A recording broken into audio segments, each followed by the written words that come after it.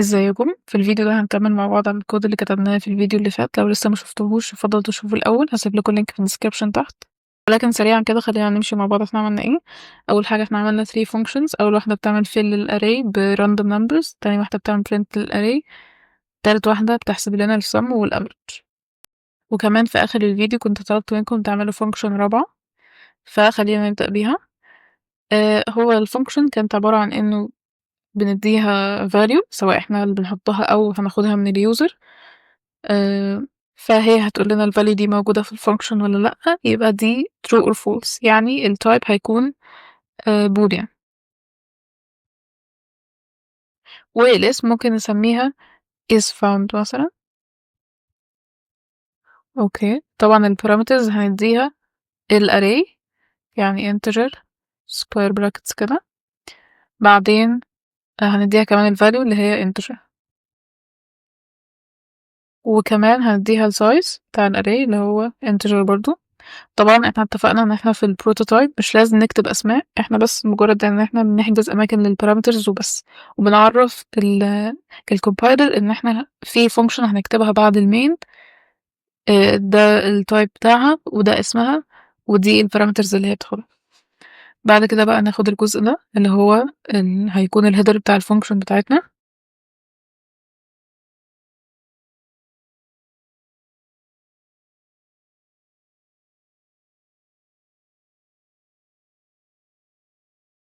طيب احنا هنخليها ان احنا هناخد من اليوزر الرقم ده، وبعد كده نشوف هل هو موجود ولا لأ. فخلينا نزود هنا um, variable نسميه مثلا num.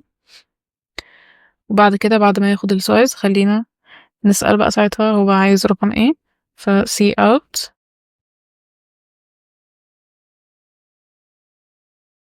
مثلا which number to search for، وليكن يعني cm num. تمام. طبعا هنا لازم نحط اسماء للاري والبارامترز التانيين. هنحط مثلا انا هحتفظ بالاي برضو زي باقي الفانكشنز، وهنا السايز برضو هسميه n، وهنا الرقم اللي احنا المفروض ندور عليه فهسميه برضو ده. بعد كده هنعمل declare للI عشان نلف بيها على اللوب. بعد كده for I equals 0 I less than n I plus plus. هنعمل بقى if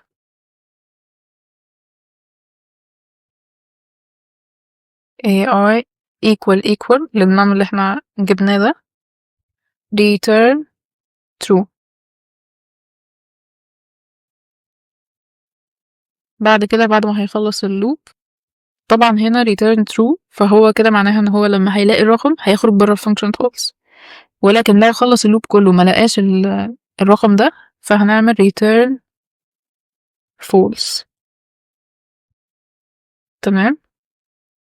طبعا كده احنا عملنا الفانكشن بس هي مش هتشتغل، لازم الاول ان احنا آه نعمل لها call في المين.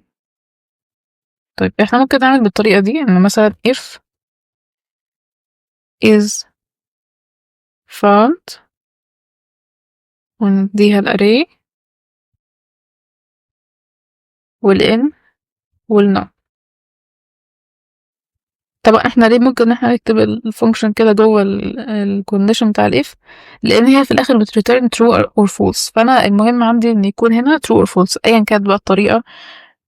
يعني انا مثلا هعمل ارقام كتير، مثلا هجمعهم واطرحهم وكده فيطلع لي في الاخر زيرو او رقم تاني فاعرف هو true or false، او باي طريقه تانية. فانا هنا الفانكشن دي بترجع لي true او false، فانا ممكن احطها في الكونديشن بتاع الاف. فهنا مثلا cout ونقول مثلا مثلا was bound مثلا.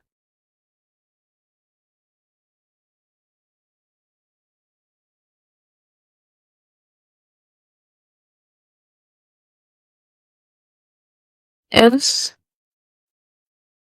cout num was not found. أجرب.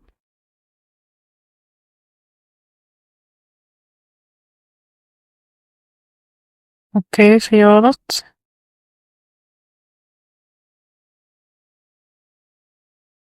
اوكي.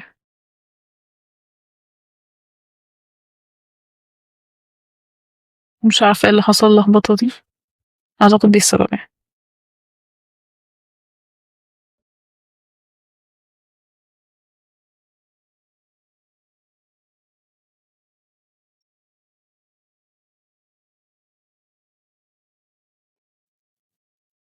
طيب مثلا 12 في السايز، والنمبر مثلا احنا قلنا المرة اللي فاتت ان احنا هنخليه من 20 ل 50، فانا مثلا هقول 44.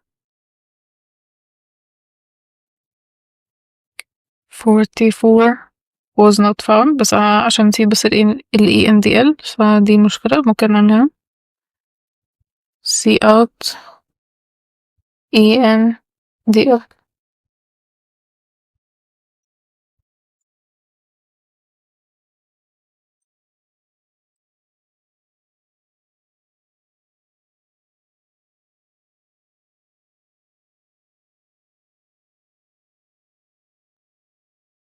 12 وخليها مثلا 35. 35 was not found. تمام مش موجود فعلا.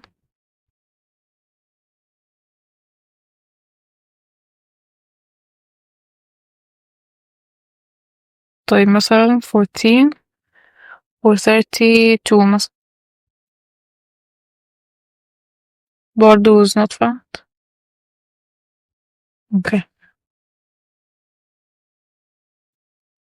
خليها 20 مثلا، تزود احتمالية ان هو يبقى موجود، و 32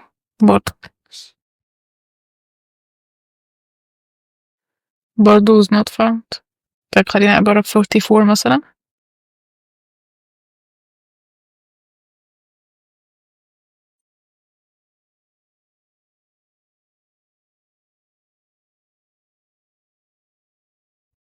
was found. ايوه تمام. طبعا انتوا تقعدوا تجربوا اكتر من مرة لحد ما يطلع لكم ان هو فعلا موجود، بس احنا كده اتأكدنا ان هو شغال مظبوط. طيب لو عايزين بقى نستخدم array 2D مش 1D، أم، انا هعمل بس على الاول two functions، يعني هشيل التانيين دول من هنا برضه، نشيل دي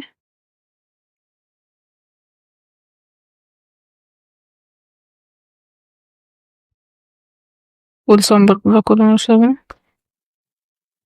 تمام فهو بس هنعمل fill الاري و print الاري.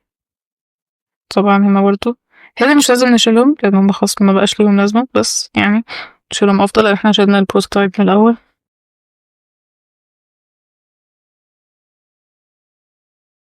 تمام اول حاجة هخلي لما اجي اعمل declare للاري ده ان هو يكون 2D، يعني هزود square brackets هنا، ولكن مثلا ان انا هخليه 5 columns مثلا، او خليهم 4 كفاية 4 columns. تمام فهنا لما باجي يعني اعمل له باس او احطه كبارامتر للفانكشن، بزود كمان سكوير براكت، ولازم احط ال النمبر بتاع الكولومز، ما ينفعش اسيبه كده، فلازم احط هنا 4 ولازم احط هنا 4. انما الروز بنسيبها فاضية عادي، مش لازم، او مش بنحط اصلا، مش لازم، مش بنحط. تمام فانا طبعا برضو هزودها 4 وهنا برضو 4.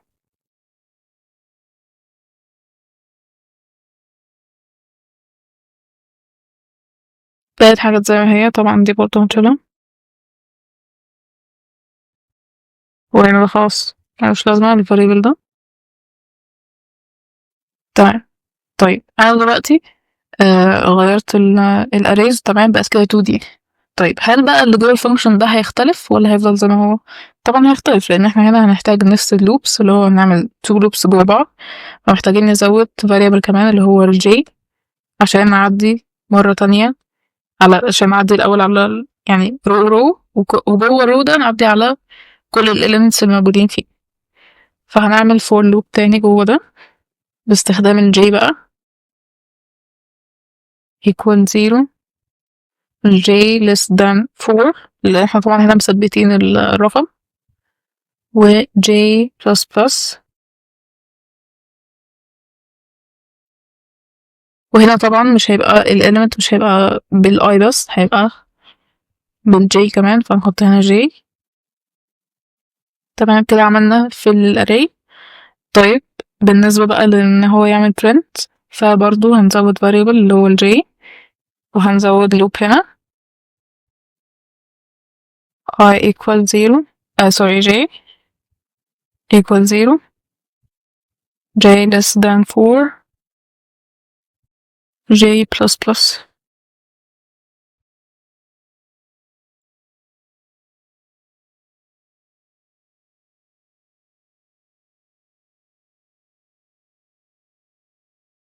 طيب ولكن احنا لو عملنا print كده فهيعمل print الأرقام زي اللي فاتت اللي هو كلهم جنب بعض كده. احنا مثلا عايزين نخليها في شكل الماتريكس فهنا هنعمل ENDL بعد كل row cout ENTL وهنا عاملين كل الفانكشن وتمام كده يشتغل. هنا ممكن برضو نغير دي يعني هي تكون what is the number of rows.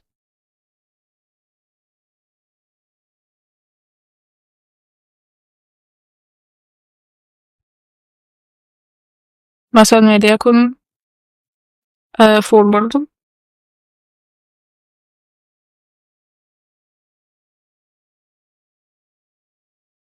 تمام كده في خطأ.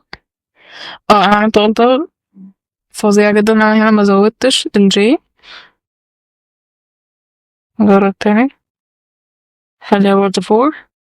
تمام كده مظبوط ادي بس دي برضه ممكن اعمل هنا ان هو ينزل السطر اللي بعده عشان تبقى منظمة اكتر يعني. تمام ممكن برضه نجرب رقم اكبر 7 مثلا كده بقت ماتريكس 7 باي 4 وبس كده. نكتفي بهذا القدر في الفيديو ده وممكن ان شاء الله نعمل فيديوز اكتر لو انتوا حابين عن استخدام الاريز اللي هما ال 2D. لو استفدتوا من الفيديو ما تنسوش تعملوا لايك وشير وسبسكرايب وقولولي برضو في الكومنتس حابين نعمل فيديوز عن ايه تاني الفترة الجاية. وبس كده ده كان فيديو النهاردة. سلام.